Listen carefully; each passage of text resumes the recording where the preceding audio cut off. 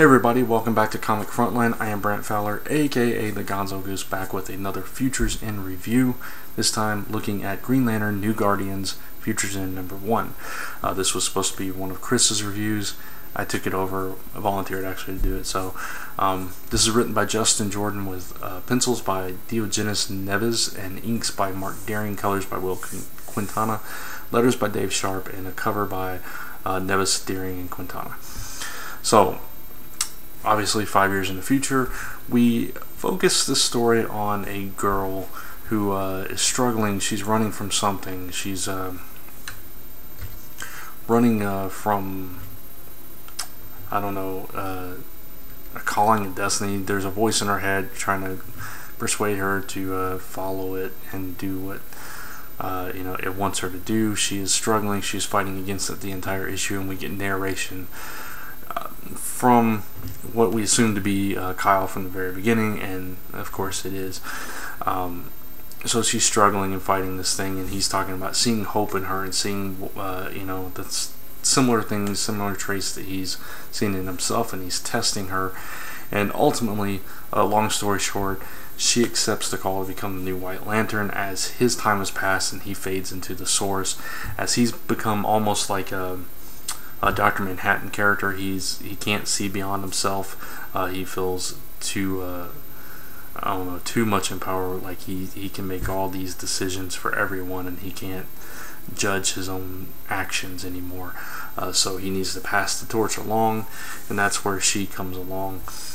Soren is her name. And we talked about this on the live show. This issue, I hadn't read it at that point. And there was mixed thoughts about it. Kat was really a fan of it. Chris and Mike Spider Slayer were not. Personally, I kind of agree with Kat. I think, especially compared to the ongoing series, which is not that great, this was really good. And maybe it was because it didn't focus on those stories. It was 5 years into the future as we see Kyle Raynor become this other character, basically kind of taken over by the White Lantern force, and he has become one with it. And while I don't like to see Kyle fade away like that, because Kyle is my favorite Green Lantern from pre-New 52, it's still an interesting story, an interesting culmination to his journey, from becoming a Green Lantern and Iron, and then a White Lantern, and everything, the combined lanterns and everything he's been through to get to that point. It's like he's the ultimate Green Lantern, which in a way that's kind of poetic, and I kind of like that since he is my chosen Green Lantern.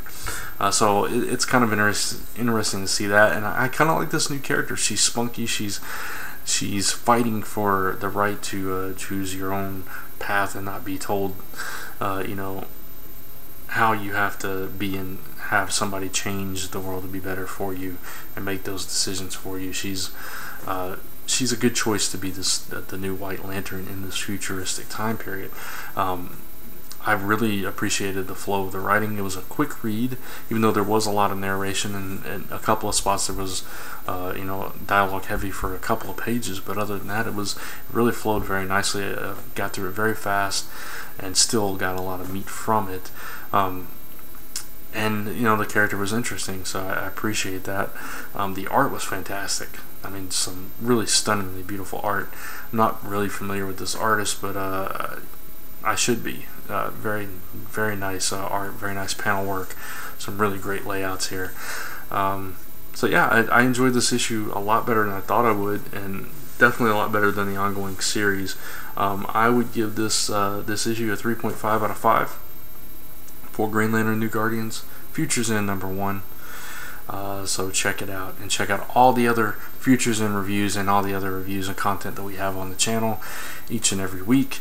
And tune in, of course, starting tomorrow. All the last week of Futures in one-shots come out, and we will continue reviewing them right here. You can also check out the hub on comicrelated.com, where we're collecting all the reviews and articles and everything having to do with Futures in over there, as well as the animated 3D GIFs of the covers of the one-shots.